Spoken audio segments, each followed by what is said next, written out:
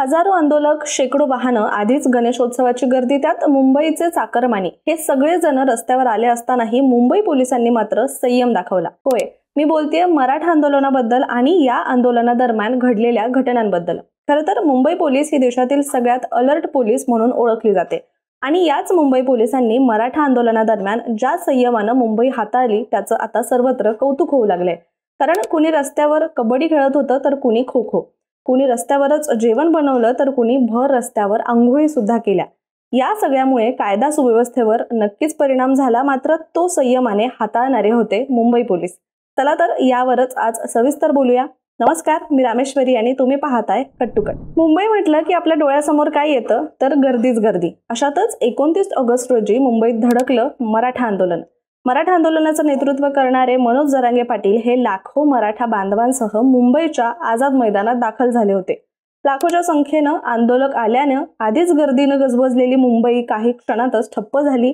वाहनांच्या लांबच लांब रांगा लागल्या. रेल्वेत शिरायला सुद्धा जागा नव्हती. एकीकडे लाखो आंदोलक आणि दुसरीकडे नोकरीसाठी प्रवास करणारे मुंबईकर आणि गणेशोत्सवासाठी आलेले असंख्य भाविक. यामुळे मुंबईची तुंबई झालेलं आपल्याला पाहायला मिळालं. कोणत्याही क्षणी काहीही होऊ शकतं असं सतत वाटत राहिलं, परंतु ज्या पद्धतीनं मुंबई पोलिसांनी हे सारं काही निभावून नेलं त्यामुळे त्यांना सलाम असं आता म्हटलं जात आहे. आपण वेगवेगळ्या माध्यमातून पाहिलं होतं की अनेक आंदोलकांनी नियमांचं उल्लंघन करण्याचा प्रयत्न केला होता. मराठा आंदोलनाच्या गर्दीमध्ये अनेक असे आंदोलनकर्ते होते जे पहिल्यांदाच मुंबईत आले आणि त्यामुळे त्यांचा उत्साह हा शिगेला पोहोचलेला होता. आंदोलकांनी रेल्वे स्थानकावर जेवणाच्या अक्षरशः पंक्ती मांडल्या, महापालिकेच्या कार्यालयासमोर अंघोळी शौच केल्या. काही लोकांनी रस्त्यावरून येणाऱ्या जाणाऱ्या गाड्यांना अडवलं तर रेल्वेच्या डब्यांना गार्डन बनवलं. आंदोलकांनी सिग्नलवर चढून सुद्धा धिंगाणा केला. रस्त्यात खो खो, कबड्डीसह कुस्तीच्या स्पर्धा घेतल्या. काही जण बॅरिगेड्सवर चढले, झाडावर चढले, दुसऱ्या पक्षांचे बॅनर घेऊन फिरत होते. तर कहर म्हणजे काही जणांनी रस्त्यातच मुंडन केलेलं सुद्धा आपण पाहिलेलं आहे. बाटल्या आपटून घोषणाबाजी केली. काही तरुणांनी रेल्वे समोर गलिच्छ चाळे करत नाचल्याचं सुद्धा पाहायला मिळालं. आंदोलकांच्या या सगळ्या प्रतापाचे फोटोज आणि व्हिडिओ सोशल मीडियावर खूप व्हायरल सुद्धा झाले आणि या सगळ्या गोष्टीमुळे कायदा सुव्यवस्थेचा प्रश्न उपस्थित झाला. मात्र सतत एक भीती होती की काहीतरी घडू शकतं.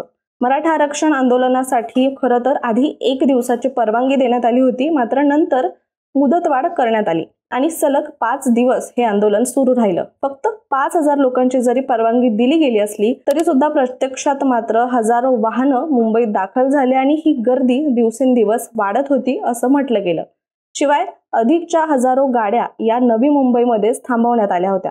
ज्या परिसरात हे आंदोलन सुरू होतं म्हणजेच मुंबईचा CSMT परिसर म्हणजे महत्वाचं ठिकाण. एकतर आर्थिक राजधानी, शिवाय अनेक सरकारी, प्रशासकीय आणि वित्तीय कार्यालय या परिसरामध्ये आहेत. जसं की मंत्रालय, CSMT रेल्वे स्थानकासमोरचं असणारं बृहन्मुंबई महापालिकेचं ऑफिस, मुंबई पोलीस, महाराष्ट्र राज्य पोलीस यांची मुख्यालय, RBI, SBIचं सुद्धा मेन ऑफिस, मुंबई हायकोर्ट, आयकर भवन, Maharashtra police, CID crime branch कार्यालय यांसारखी अनेक महत्त्वाच्या इमारती इथे असताना आंदोलन काळात काहीही विपरीत घडण्याची दाट शक्यता वर्तवण्यात आली होती.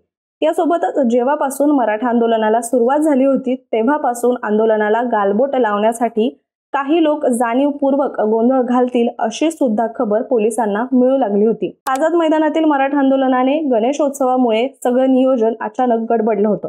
त्यामुळे गणेशोत्सवाच्या अनेक सार्वजनिक गणपती मंडळाचा बंदोबस्त कमी करून आझाद मैदानात तो वळवण्यात आला होता. मात्र रात्रीच्या वेळी सुद्धा अनेक आंदोलक हे गणपती पाहण्यासाठी मंडळांना भेट देत होते. त्यामुळे तिकडे सुद्धा ताण निर्माण होऊ लागला होता. त्यामुळे वारंवार पोलिसांच्या संयमाची ही परीक्षा होती असं म्हटलं तरी वावगं ठरणार नाही. कारण पोलिसांवर कोणावरही काठी उघडायची नाही अशा सूचना त्यांना स्पष्टपणे देण्यात आल्या होत्या.